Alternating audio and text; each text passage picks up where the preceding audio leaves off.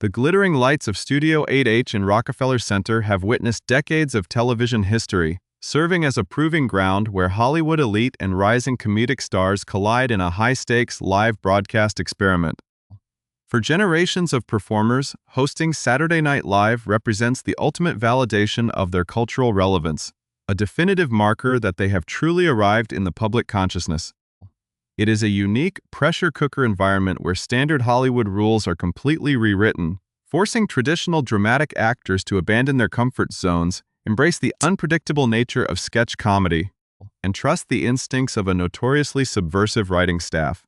The atmosphere backstage during a typical production week is a chaotic whirlwind of sleepless nights, rapid-fire brainstorming sessions, and intense creative friction, all building toward that sharp, unforgiving moment when the red light on the camera turns on and millions of viewers tune in live from coast to coast. In this fast-paced world, the boundaries of taste and humor are constantly being tested, pushed, and redefined as writers look for the exact cultural nerve to scratch. For a guest host, navigating this environment requires a delicate balance of total artistic vulnerability and fierce self-preservation, knowing when to dive headfirst into the absurdity and when to maintain a firm grip on one's own professional identity. It is within this brilliant, chaotic arena that some of the most memorable moments in television are born, often emerging from the quiet, intense negotiations that happen behind closed doors long before the studio audience takes their seats. If you find these deep dives into the hidden machinery of the entertainment industry fascinating, please take a quick moment to hit the subscribe button so you never miss our upcoming deep dives into the secrets of Hollywood history, to truly understand how these delicate dynamics play out under the intense scrutiny of the spotlight. One must look back to the shifting landscape of popular culture in the late 2000s, a period defined by a fascinating clash between traditional cinematic wholesome charm and a new, irreverent wave of digital comedy. On one side of this cultural spectrum stood the timeless magical appeal of classical cinematic storytelling, which sought to capture the pure, unadulterated imagination of audiences worldwide through sweeping narratives and innocent, virtue-driven protagonists. On the opposite side, a bold and relentless new comedic energy was rapidly taking over the internet and late-night television, characterized by a surreal, boundary-pushing ethos that delighted in subverting expectations and shattering conventional boundaries of decency. When these two wildly different worlds inevitably converged on the stage of Saturday Night Live, the potential for creative brilliance was equaled only by the potential for absolute disaster.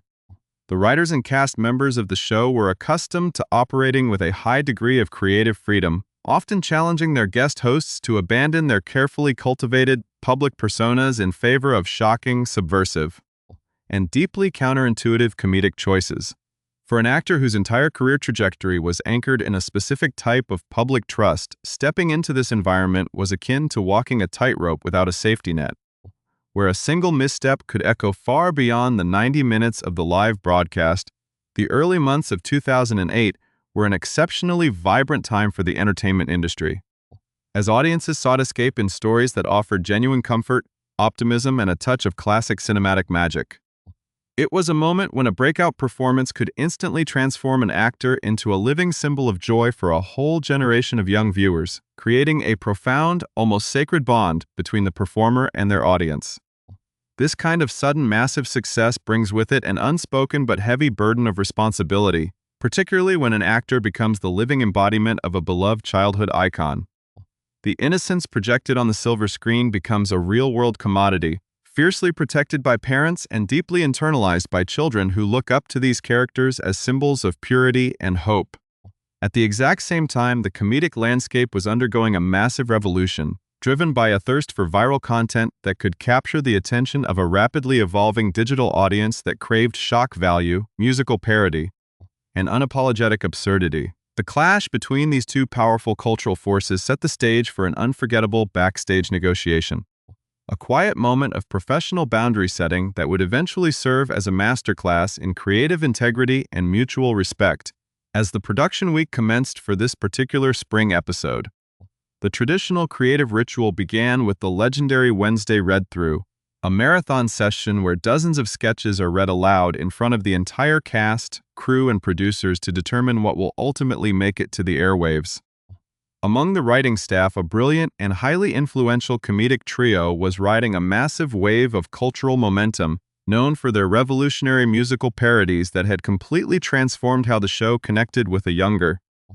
internet-savvy demographic. Their style was unapologetically bold, often blending incredibly high-quality musical production with shockingly explicit, absurd, and provocative lyrical content that caught audiences completely off guard. For this specific episode, they had set their sights on creating a major musical moment with the guest host, crafting a song that they believed would become the next massive viral sensation. The track was fully realized, complete with professional instrumentation and a catchy, unforgettable hook, waiting only for the vocals of the host to bring its narrative to life. However, the premise of the song pushed the envelope further than almost anything they had attempted before. Relying on a narrative twist that was so intensely graphic and explicitly adult in nature that it threatened to create an irreconcilable conflict with the host's current cinematic identity, the tension inherent in this creative crossroads highlights the unique challenges faced by modern performers who must navigate multiple, often conflicting spheres of the entertainment industry.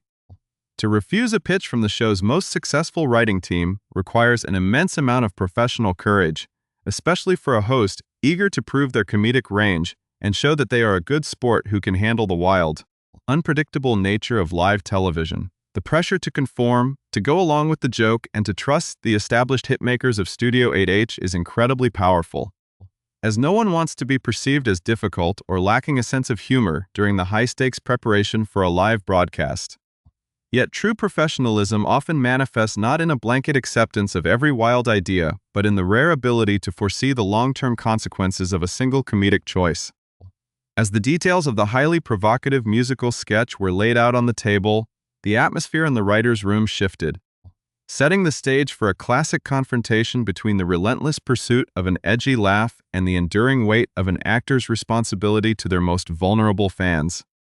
The delicate negotiation that unfolded behind the scenes of Studio 8H during that memorable production week in March of 2008 serves as a fascinating case study in the inner workings of late-night television. To fully appreciate the tension of that moment, one must understand the unique creative momentum possessed by the writing trio known as the Lonely Island.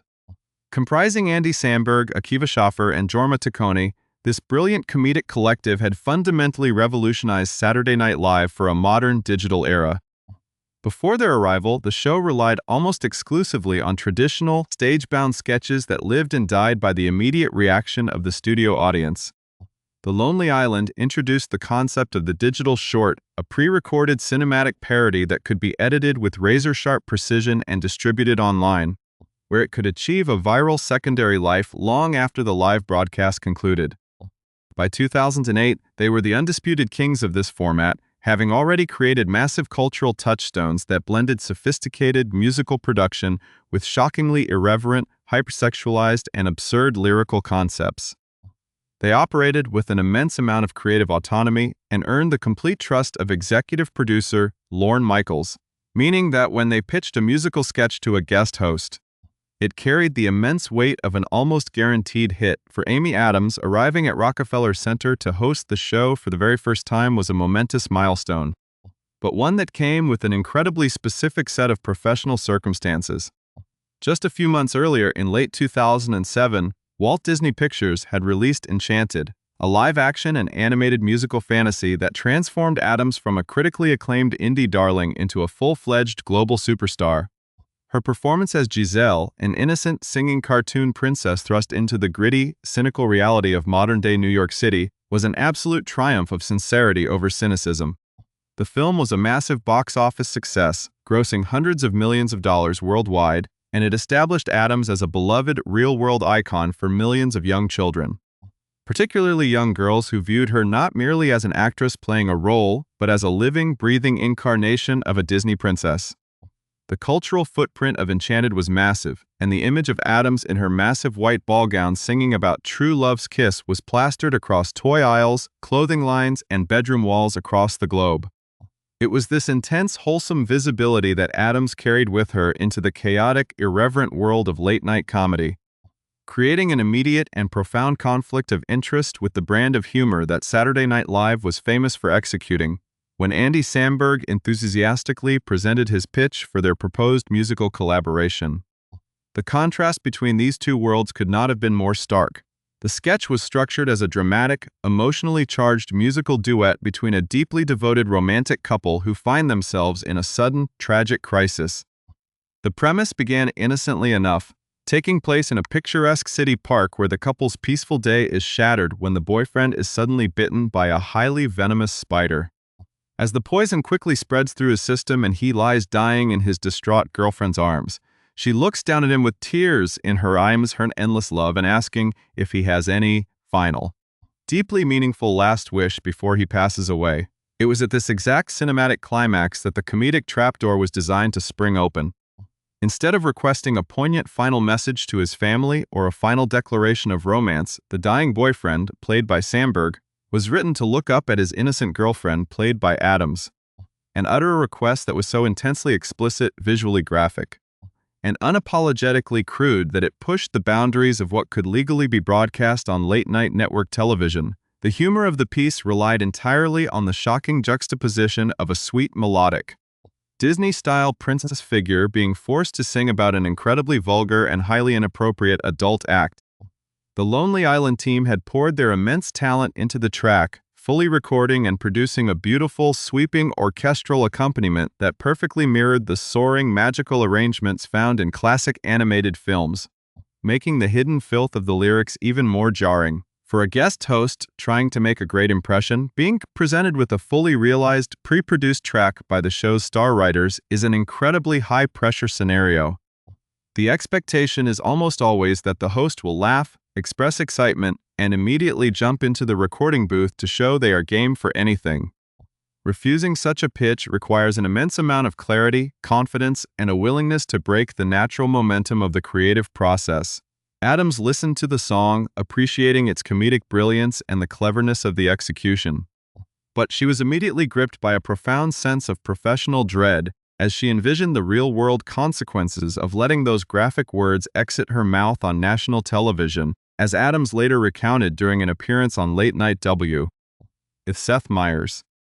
Her immediate thought was not about her own comfort or her standing with the Saturday Night Live writing staff, but about the millions of young girls who had just spent the last several months completely obsessed with Enchanted. She understood with absolute clarity that children do not possess the media literacy to separate an actress from her most famous character. If a 7-year-old girl searching online for videos of her favorite singing princess Giselle stumbled across a Saturday Night Live clip of that exact same princess singing a highly descriptive, graphic song about an explicit adult act, the result would be confusing, deeply inappropriate, and potentially scarring. Adams recognized that her massive success with Disney had brought with it a real-world moral obligation to protect the innocence of the audience that had lifted her up. With immense grace but unwavering firmness, she looked at Samberg and the team and explained that while the song was undeniably funny, she simply could not do it because she could not bear the thought of being the princess who sang about that particular act. The reaction to this rejection within the fast-paced, high-stress environment of Studio 8H could have easily turned tense or dismissive, as writers are often fiercely protective of their work and frustrated by a host's refusal to push the comedic envelope. However, what occurred next turned out to be a profound and highly instructive turning point in the career of Andy Samberg. Initially, the comedy team was disappointed to lose a song they had worked so hard to create, but the absolute validity of Adams's perspective was demonstrated to them in a way that was almost eerie in its timing. Within mere minutes of Adams explaining her concerns about her young fans finding the sketch, the heavy backstage doors opened and a mother walked into the hallway leading a little girl by the hand. The moment the child caught sight of Amy Adams standing in the corridor, her face lit up with an expression of pure, unadulterated awe, looking as though she had just witnessed a genuine miracle manifest right before her eyes. For Samberg, standing just a few feet away, the visual impact of that child's absolute reverence for Adams was like a lightning bolt of clarity, instantly validating everything the actress had just argued. This immediate, real-world confirmation completely transformed Samberg's perspective on the situation,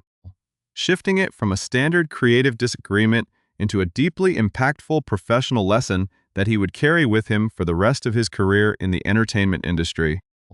Looking back on the incident years later on his own podcast, Samberg openly admitted that as a young comedian operating in the insular, cynical bubble of late-night television, he had never once considered the broader social responsibilities and cultural obligations that come with major cinematic stardom. He had been entirely focused on the pursuit of the next big laugh, the next viral hit, and the next boundary-pushing joke, completely blind to the fact that performers often owe a genuine duty of care to the audiences they influence.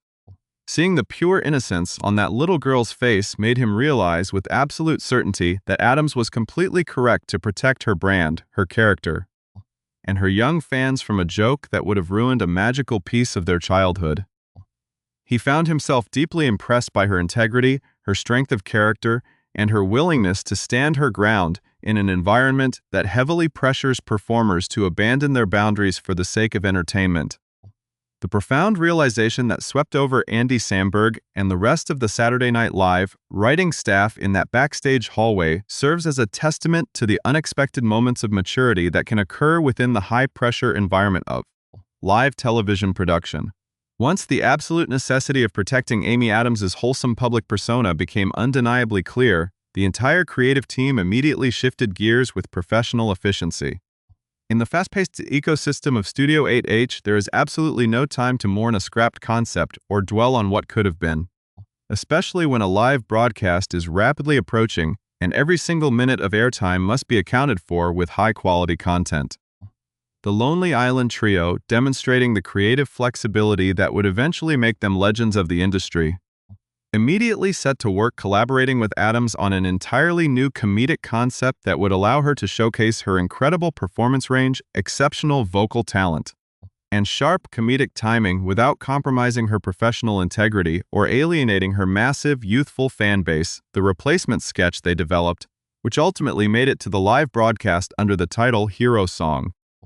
was a brilliant compromise that perfectly bridged the gap between the show's desire for high-energy comedy and Adams's need for family-friendly boundaries. The premise of this new sketch was beautifully simple yet incredibly effective, subverting traditional action movie tropes rather than relying on explicit or crude language. The narrative placed Adams in a classic damsel in distress scenario, portraying an innocent woman who has just been targeted and robbed by a ruthless, street-level criminal in a dark city alley.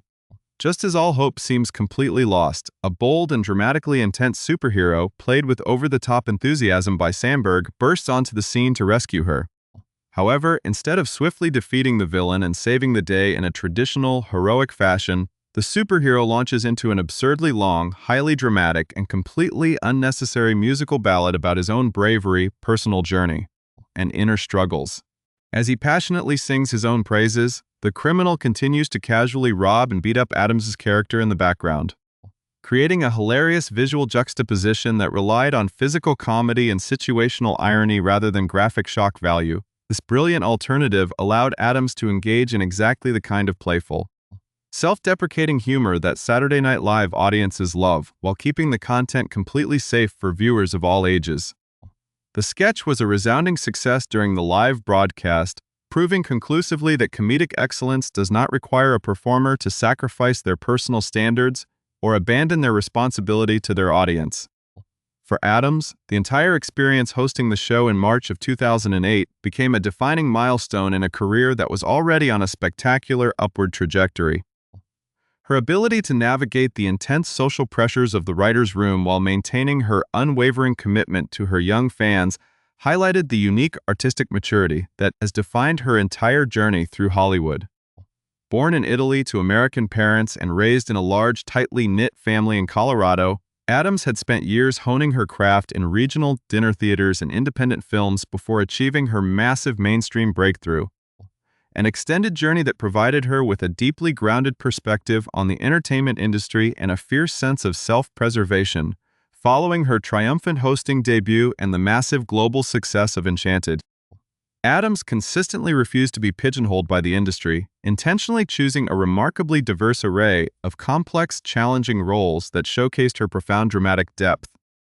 Rather than playing it safe with standard Hollywood romantic comedies, she actively sought out collaborations with some of the most visionary directors of her generation. earning widespread critical acclaim and numerous Academy Award nominations for her powerhouse performances in masterfully crafted feature films. From her deeply moving portrayal of a fiercely independent sister in a strict religious community to her mesmerizing work as a cynical, sharp-tongued bartender in a gritty sports drama, Addams repeatedly demonstrated an unparalleled ability to disappear entirely into her characters. Her journey through the cinematic landscape eventually came full circle years later when she enthusiastically returned to the magical world that had first made her a global icon, reprising her beloved role as Giselle in a highly anticipated, whimsical sequel that explored the complex realities of life after a traditional fairy tale ending, once again bringing pure joy to multiple generations of fans. Similarly, the profound lesson that Andy Samberg learned during that quiet backstage interaction in 2008 had a lasting, highly beneficial impact on his own creative evolution and his approach to entertainment. The Lonely Island continued to dominate the cultural landscape, producing some of the most celebrated and viral digital shorts in the entire history of Saturday Night Live, but their subsequent work often displayed a much greater awareness of context, tone, and the unique artistic needs of their diverse guest stars. Samberg's career expanded far beyond the boundaries of late-night sketch comedy as he transitioned into a highly successful leading man on television, starring for 8 seasons in a critically acclaimed, beloved police sitcom that brilliantly balanced sharp workplace humor with immense heart and genuine inclusivity. As a producer, writer, and performer, Samberg repeatedly demonstrated that he had internalized the wisdom Addams had shared with him. Recognizing that true creative power lies in understanding the profound relationship between an artist and their specific audience, and respecting the unique responsibilities that come with that connection, when both Addams and Samberg independently looked back on this specific historical incident decades later. Discussing it openly on late-night talk shows and behind-the-scenes retrospectives, it was entirely devoid of lingering resentment or artistic frustration. Instead, the memory had transformed into a beautiful, celebrated piece of Hollywood lore, a shining example of how mutual respect, clear communication, and professional maturity can completely diffuse potential workplace conflicts and lead to brilliant creative outcomes.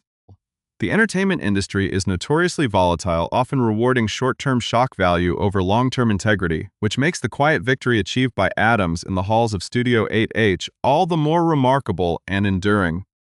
It serves as a powerful, highly instructive reminder for aspiring performers, writers, and creators worldwide that establishing clear personal boundaries and protecting the trust of your audience is never a detriment to artistic success, but rather the very foundation upon which a truly meaningful, respected, and lasting career is built, ultimately. The story of the Lost Lonely Island song is a joyful celebration of a moment where everything went exactly right in an industry where so much can go wrong. It highlights the rare, beautiful convergence of an actress who cared enough about her young fans to say no to a massive comedy hit, and a group of brilliant writers who were mature enough to listen, learn, and adapt on the fly. The enduring popularity of both Amy Addams and Andy Samberg in the decades following this incident stands as a living testament to the power of mutual professional respect, proving that when artists treat each other with genuine empathy and value the innocence of their audience, everyone involved wins.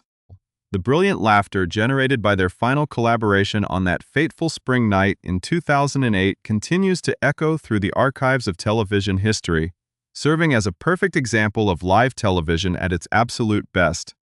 where creative boundaries are not viewed as restrictive limitations, but rather as the catalyst for unforgettable, timeless entertainment.